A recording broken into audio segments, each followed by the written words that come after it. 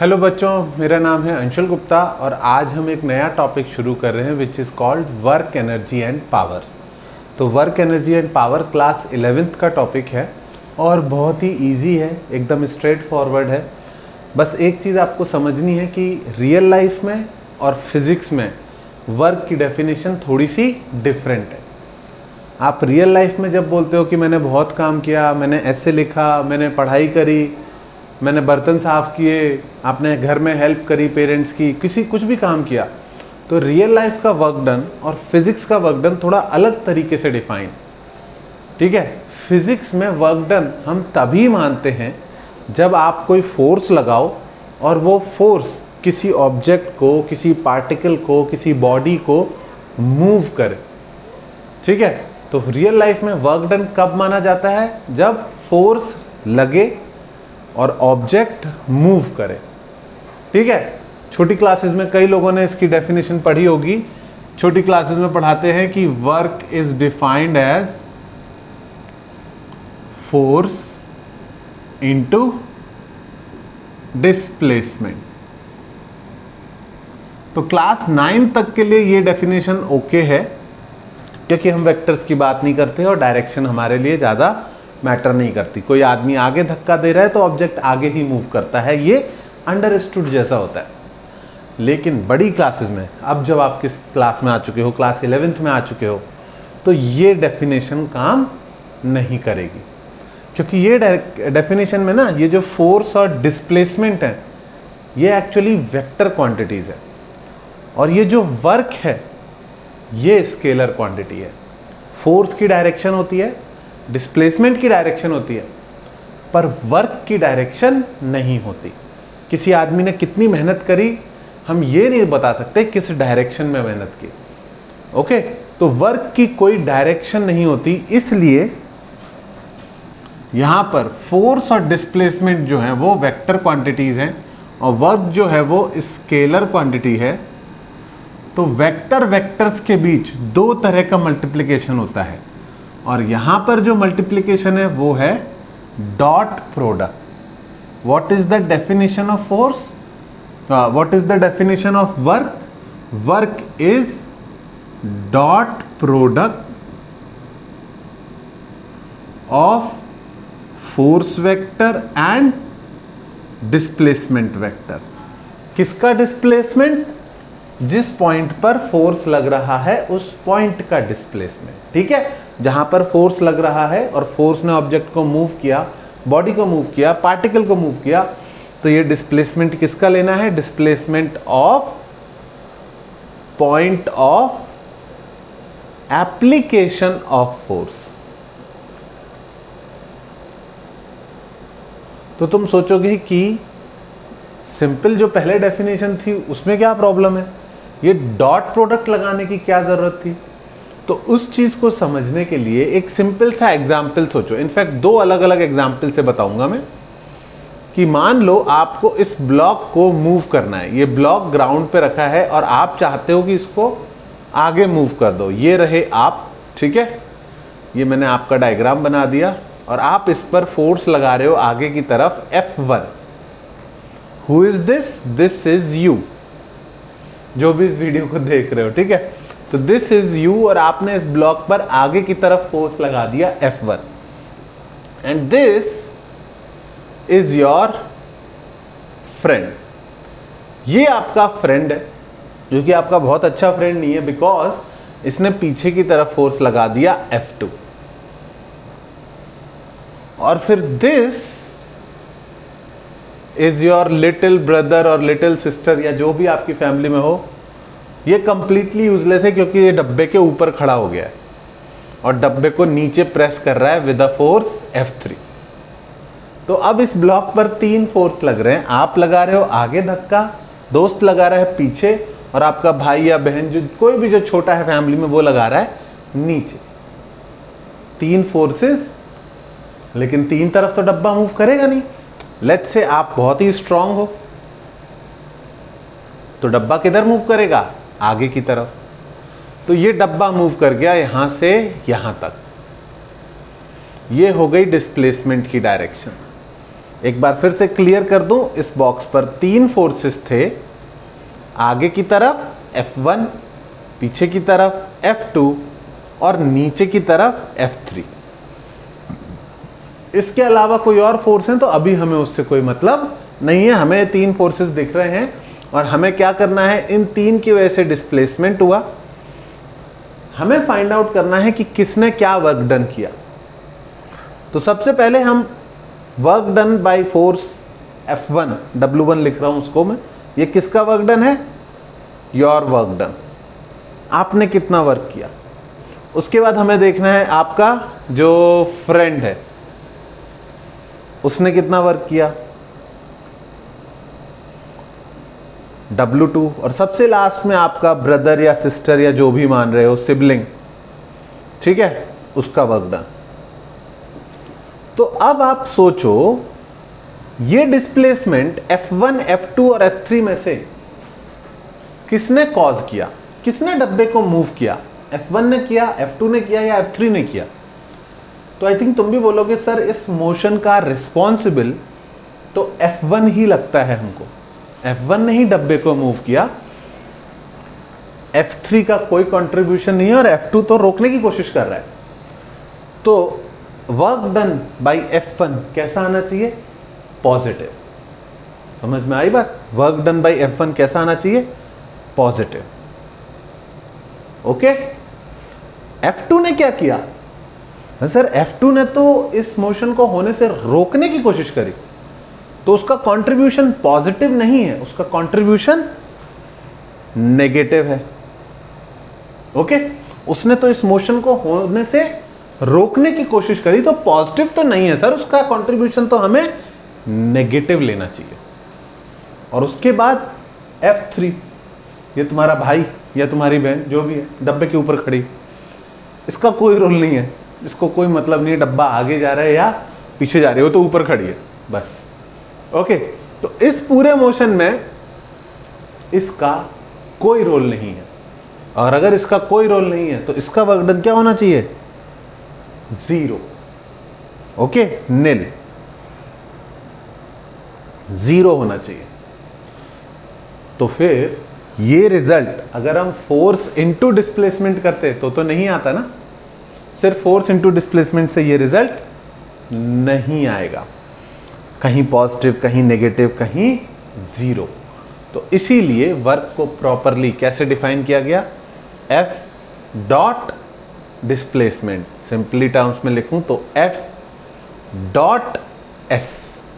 अब जिन लोगों co dot product पढ़ा है अच्छी बात है, जिन्होंने नहीं पढ़ा कोई बात नहीं, मैं बता देता हूं। जब भी हम दो वेक्टर्स का डॉट प्रोडक्ट लेते हैं, जब भी हम दो वेक्टर्स का डॉट प्रोडक्ट लेते हैं तो A vector dot B vector आता है magnitude of A into magnitude of B into cos theta, जिसको बहुत सिंपल टर्म्स में लिखें तो AB कॉस थीटा। ठीक है, एकदम सिंपल टर्म्स में लिखें, फैंसी नहीं हो रहे हम। मैग्नीट्यूड को सिंपली A और B से रिप्रेजेंट कर दिया। तो बहुत ही सिंपल टर्म्स में सोचें तो वर्क जो है वो 3 चीजों पे डिपेंड करता है। फोर्स आपने कितना लगाया, ऑफ कोर्स। डिस्प्लेसमेंट आपने कितना किया, ऑफ कोर्स। लेकिन फोर्स और डिस्प्लेसमेंट सेम डायरेक्शन में है तो वर्क डन पॉजिटिव होना चाहिए। फोर्स और डिस्प्लेसमेंट दिख रहे हैं अपोजिट डायरेक्शन में, फोर्स पीछे की तरफ है F2 और डिस्प्लेसमेंट आगे की तरफ है। फोर्स और डिस्प्लेसमेंट अपोजिट डायरेक्शन में है तो वर्क डन नेगेटिव होना चाहिए। और तीसरा, अगर फोर्स और डिस्प्लेसमेंट कैसे हैं, परपेंडिकुलर डायरेक्शन में है तो वर्क डन 0 होना चाहिए। ऐसा कब होगा, जब हम वर्क को प्रॉपरली डिफाइन करेंगे और आप देखोगे कि डॉट प्रोडक्ट का क्या होता है, मतलब फोर्स का मैग्नीट्यूड इंटू डिस्प्लेसमेंट का मैग्नीट्यूड इंटू कॉस थीटा। अगर इससे डर लगे तो इसको एकदम सिंपल ऐसे लिख लेना, Fs कॉस थीटा। समझ में आया? मैं पूरा फॉर्मूला यहां पे लिख दे रहा हूं। वर्क को बहुत सिंपल टर्म्स में आप क्या लिखोगे, Fs कॉस थीटा। ये कॉस थीटा टेक केयर करेगा पॉजिटिव और निगेटिव की। कैसे करेगा टेक केयर? अगर थीटा 0 डिग्री है बच्चों, किस केस में थीटा 0 डिग्री है? किस केस में फोर्स और डिस्प्लेसमेंट सेम डायरेक्शन में है? तुम बोलोगे सर पहले केस में सेम डायरेक्शन में है। तो पहले केस में तुम लिखोगे result F1 into S into cos 0 degree. बच्चों cos 0 होता है +1, तो पहले केस में डिस्प्लेसमेंट वर्क डन आया F1s। पॉजिटिव आया, पॉजिटिव ही सोचा था, तो तुम्हारी सोच और तुम्हारा मैच करने लग जाए, इसी की ट्राई करनी है। सेकंड केस में फोर्स किधर लग रहा है? पीछे की तरफ। डिस्प्लेसमेंट किधर हो रहा है? आगे की तरफ। कितना एंगल है?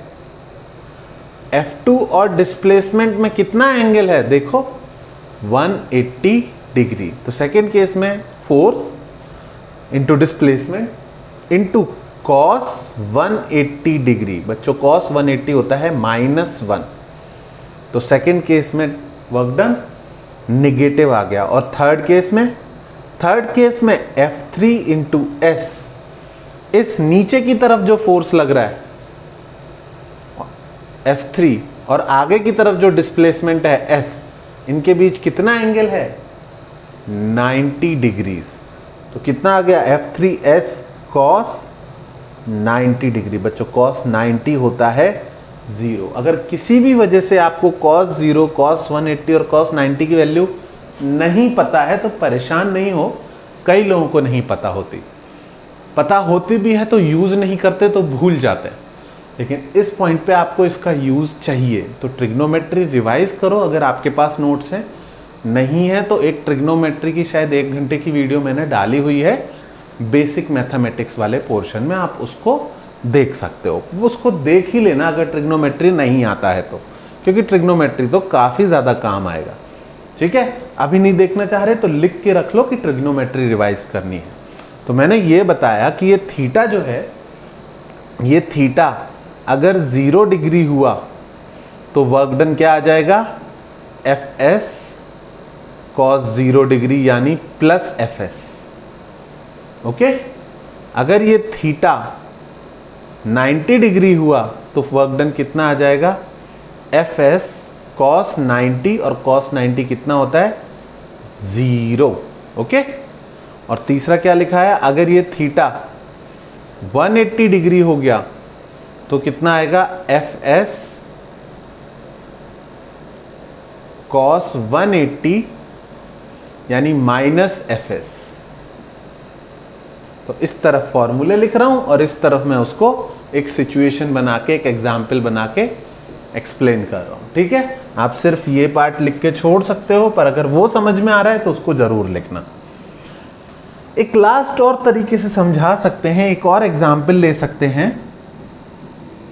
ठीक है, समझने की कोशिश करना। एग्जाम्पल 2, ठीक है, मुझे लगता है एग्जाम्पल ज़्यादा दिमाग में रुक जाते हैं as compared to pure theory. मतलब ये बताने के कंपैरिजन में एग्जाम्पल याद रखना थोड़ा आसान होता है।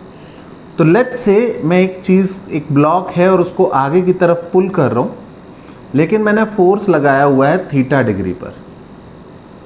ओके, और मैं इसको आगे ले जा रहा हूँ कुछ डिस्प्लेसमेंट से, एस वैल्यू से आगे खिसका रहा हूँ।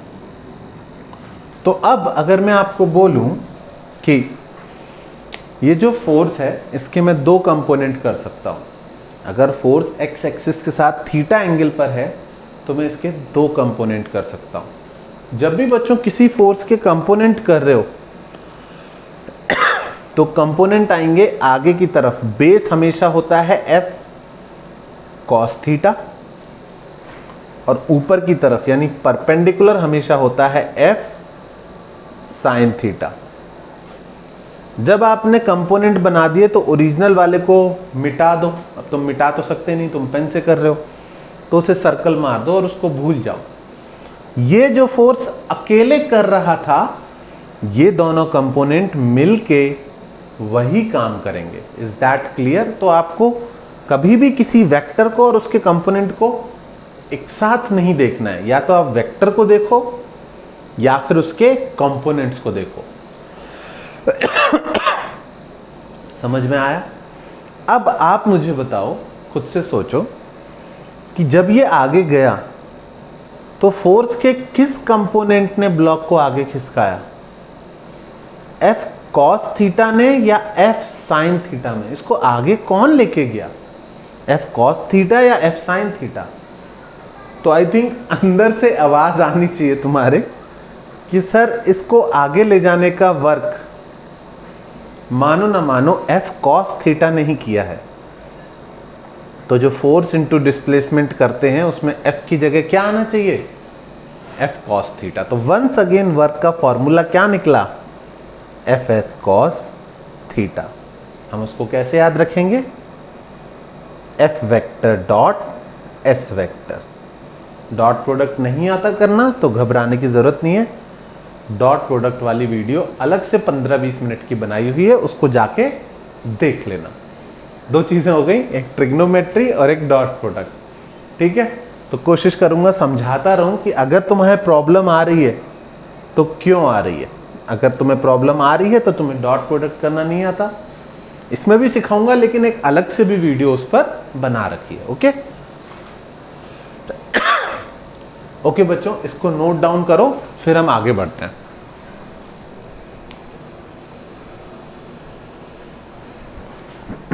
ओके बच्चों, तो हमने वर्क की डेफिनेशन देख ली और वर्क का फॉर्मूला देख लिया। Work done by a force कैसे कैलकुलेट कर सकते हैं? एफ डॉट एस से। अगर कोई पूछे कि इसकी यूनिट कितनी आएगी, तो यूनिट फोर्स की होती है न्यूटन और डिस्प्लेसमेंट की एसआई यूनिट होती है मीटर।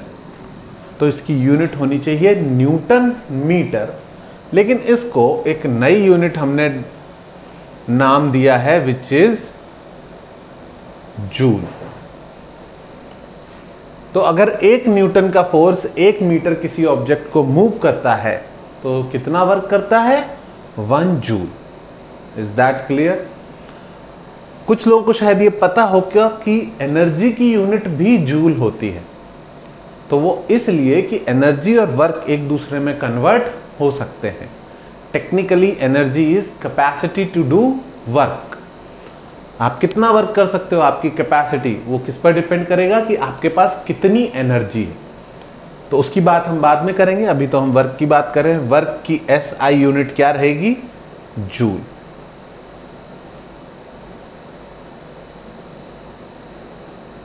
अब जब हमें वर्क की यूनिट पता है तो फिर हम काम कर सकते हैं, क्वेश्चंस देख सकते हैं। तो सबसे सिंपल क्वेश्चन का टाइप कैसा होगा कि आपको फोर्स वेक्टर गिवन होगा, ठीक है, मैं लिख देता हूं, लैंग्वेज में लिख देता हूं। A force of 20 Newton moves a particle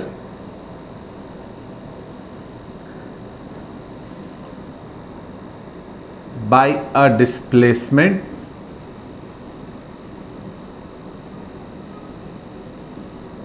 of 5 meter such that angle between force and displacement is 30 degrees। एक तो इस तरह से डॉट प्रोडक्ट पर क्वेश्चन आ सकते हैं, और दूसरा तरीका क्या है? दूसरा तरीका है आई कैप जे कैप में। दूसरे तरीके में फोर्स गिवन होगा F is equals to 20 newton I cap and displacement is equals to 5 I cap plus 5√3 J cap. या चलो थोड़ा सा और कॉम्प्लिकेटेड कर देता हूं बच्चों, फोर्स को भी लिख देता हूं 10 आई कैप माइनस 10√3 जे कैप। तो मैंने आई कैप जे कैप की फॉर्म में लिख दिया फोर्स और डिस्प्लेसमेंट, और दूसरे तरीके में मैंने क्या किया? फोर्स का मैग्नीट्यूड दिया, डिस्प्लेसमेंट का मैग्नीट्यूड दिया और उनके बीच का एंगल दिया। तो सर दोनों चीजें एक साथ क्यों बता रहे हो? क्योंकि मैं ये चीज याद दिलाना चाहता हूं क्योंकि अभी तक आपने इसका यूज नहीं किया। किस चीज की बात कर रहा हूं मैं बोलना चाह रहा हूं, ठीक है, यूनिट तो हम याद रखेंगे जूल। मैं बोलना चाह रहा हूं कि डॉट प्रोडक्ट निकालने के दो तरीके हैं। एक तो फोर्स का मैग्नीट्यूड डिस्प्लेसमेंट का मैग्नीट्यूड इनटू कॉस थीटा, और दूसरा कि अगर आपको फोर्स वेक्टर गिवन है A I cap plus B J cap, और आपको डिस्प्लेसमेंट वेक्टर गिवन है P I cap plus Q J cap, और तब आपको इनका डॉट प्रोडक्ट निकालना है एफ डॉट एस। तो याद करो बच्चों, आई कैप डॉट आई कैप 1 होता है, तो इसका आंसर आएगा A P plus J cap dot J cap भी 1 होता है, तो बी क्यू। अगर आपके पास आई कैप जे कैप की फॉर्म में फोर्स और डिस्प्लेसमेंट है तो आपको एंगल वगैरह के बारे में सोचने की जरूरत नहीं है। आप आई कैप का डॉट प्रोडक्ट आई कैप के साथ करोगे आएगा ए पी, आप आई कैप का डॉट प्रोडक्ट जे कैप के साथ करोगे आएगा 0, क्योंकि आई डॉट जे 0 होता है, क्योंकि परपेंडिकुलर वेक्टर्स का डॉट प्रोडक्ट 0 होता है। तो ये कंपोनेंट इसके परपेंडिकुलर है और ये कंपोनेंट इसके परपेंडिकुलर है, ये इसके पैरेलल है AP, ये इसके पैरेलल है BQ। तो ये देख के कई लोग कंफ्यूज होते हैं, इसलिए मैंने नंबर्स में लिख लिया। अगर आपको एक फोर्स पता है और उसने कितना डिस्प्लेसमेंट किया ये भी पता है, तो आपको वर्क डन कैसे निकालना है, F डॉट S में सिंपली आपको आई कैप का कोएफिशिएंट आई कैप के कोएफिशिएंट से मल्टीप्लाई करना है,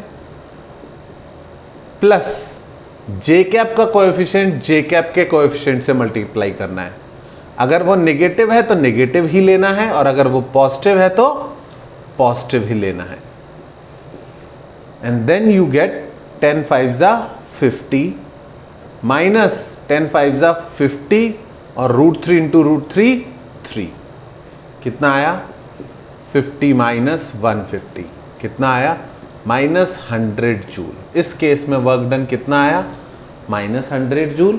और इस केस में कैसे निकालेंगे, वही पुराना तरीका F डॉट S, ठीक है। अगर पूछ लिया जाए calculate work done by this force तो आप करोगे F डॉट S यानी FS कॉस थीटा। यहाँ पर F की वैल्यू 20, S की वैल्यू 5 और cos 30 पता है बच्चों कितना होता है, cos 30 होता है √3/2।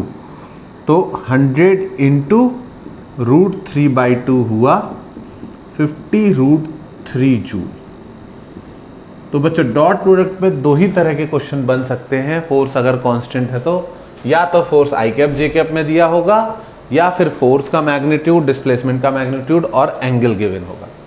दोनों तरीके से ही वर्क डन कैलकुलेट करना मैंने आपको सिखा दिया। तो इस पर बेस्ड कोई भी क्वेश्चन अब आप गलत नहीं करोगे। इसको फटाफट नोट डाउन कर लो। फिर एक और इम्पॉर्टेंट चीज बतानी है बस आज के लेक्चर में, कि अगर फोर्स कांस्टेंट नहीं होगा तो क्या करना है। ओके, हमेशा फोर्स कांस्टेंट नहीं होगा, कभी कभी फोर्स चेंज हो रहा होगा टाइम के साथ। ओके, तो पहली क्लास वर्क पावर एनर्जी की कुछ ज्यादा ही इजी रहती है, विच इज गुड, क्योंकि आपको वर्क कैलकुलेट करने का कॉन्फिडेंस आ जाता है। ठीक है, कि अरे डॉट प्रोडक्ट ही तो करना है, कर देंगे डॉट प्रोडक्ट। दो ही तरीके हैं डॉट प्रोडक्ट करने के, या तो फॉर्मूले से मैग्नीट्यूड इनटू कॉस थीटा, या फिर आई कैप जे कैप वाली फॉर्म से, तो उससे डायरेक्ट हो जाता है। ठीक है, अगर आप किसी वजह से भूल गए हो कि डॉट प्रोडक्ट में आई कैप जे कैप में क्या होता है, तो आप वेक्टर्स वाली वीडियो रिपीट कर सकते हो। ठीक है, अभी तक बच्चों दोनों क्वेश्चन जो हमने किए, हमने फोर्स को कांस्टेंट लिया, लेकिन कभी कभी हमें फोर्स एज अ वेरिएबल पता होगा, तो work done by variable force. Variable force यानी जो फोर्स चेंज हो रहा है। ओके, वेरिएबल फोर्स का क्या मतलब हो सकता है कि फोर्स जो है वो फंक्शन होगा x का, या वो फंक्शन होगा y का, या वो फंक्शन होगा x, y दोनों का। अलग अलग जगह पर फोर्स की वैल्यू चेंज होती जा रही है। तो तो इसमें कोई दिक्कत नहीं है। मैं आपको 3 एग्जाम्पल ले लूँगा और तीनों क्लियर कर दूंगा। तो पहले तो फॉर्मूला लिखने की कोशिश करते हैं। जो वर्क पहले क्या था, F.S,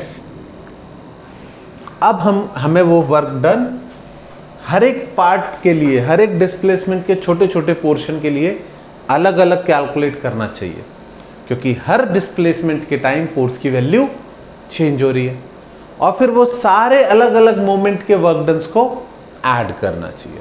तो ऐड करते कैसे हैं, इंटीग्रेशन करते हैं, और F.S की जगह क्या लिखेंगे, F.DS।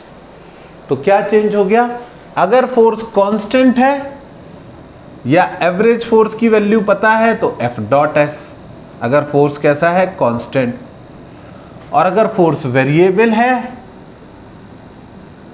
तो हर एक छोटे छोटे डिस्प्लेसमेंट के लिए फोर्स का वर्क डन अलग अलग निकाल के उसको ऐड करेंगे, और ऐड करेंगे तो फिर हमको net value of work done मिलेगी।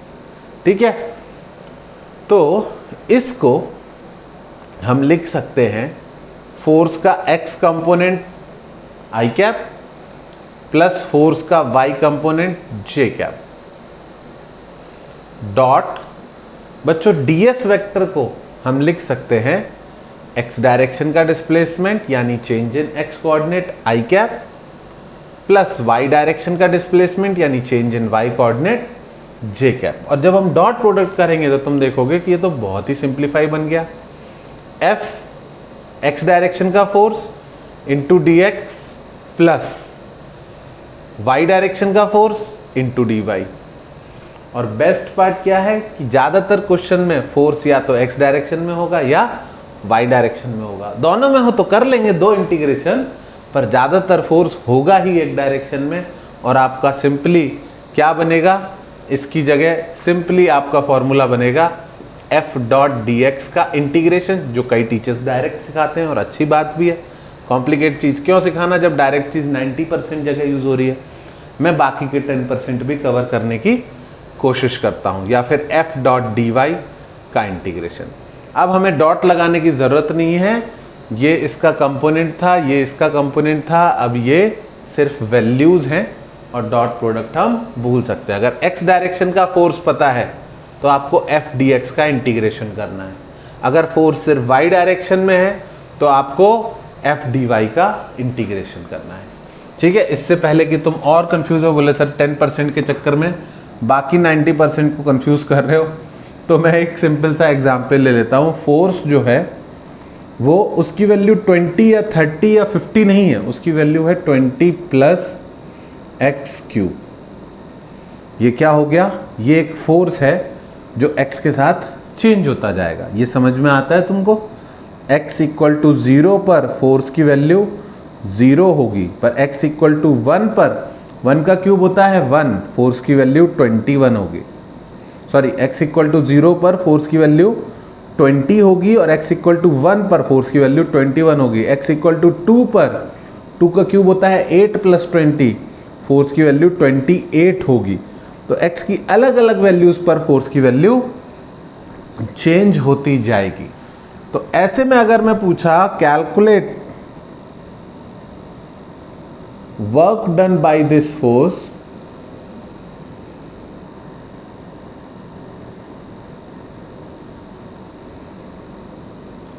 to move a block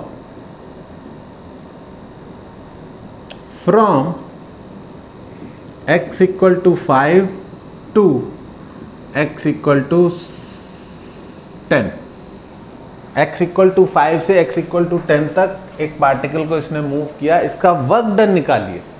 तो आप क्या करोगे, सर इस केस में वर्क डन F.S नहीं कर सकते क्योंकि फोर्स हर जगह चेंज हो रहा है, तो हम क्या करेंगे F.ds करेंगे।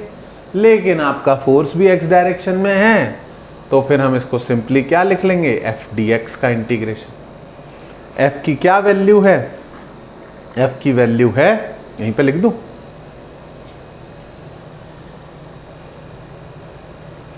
यहीं पे लिख दूं, F की क्या वैल्यू है 20 plus x cube into D x का इंटीग्रेशन। अगर इंटीग्रेशन में कोई भी इशू है तो इंटीग्रेशन की वीडियो देख लो जाके, 1 घंटे की है लेकिन टोटली वर्थ इट है, ठीक है।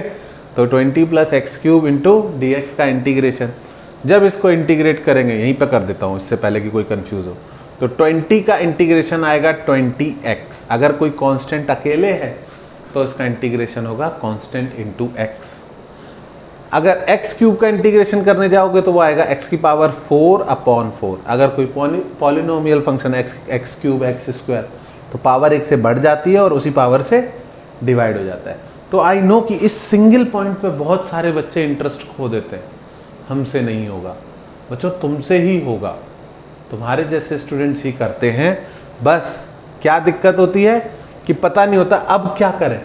तो क्या करो, क्या बोला है, पॉज करो, नोट डाउन करो, मैं इंटीग्रेशन पढ़ के आता हूँ और जाके इंटीग्रेशन की 1 घंटे की वीडियो देख के आओ। समझ में आया? अच्छा, इसके बाद x की वैल्यू 5 से 10 जा रही है तो हम लिमिट लगाएंगे 5 to 10 और फिर दोनों वैल्यूज एक एक करके पुट करेंगे। पहले 20 इंटू 10 प्लस 10 की पावर 4 डिवाइड बाई 4 माइनस फिर 20 इंटू 5 प्लस 5 की पावर 4 डिवाइडेड बाई 4। तो मैं कैलकुलेशंस में नहीं जा रहा अभी, क्योंकि बहुत ख़राब कैलकुलेशन होने वाली है और मुझे कैलकुलेशन ज़्यादा पसंद भी नहीं है। पर वो जिम्मेदारी तुम्हारी है, तुमको ये कैलकुलेट करके सेफ आंसर निकालना है, करेक्ट आंसर निकालना है।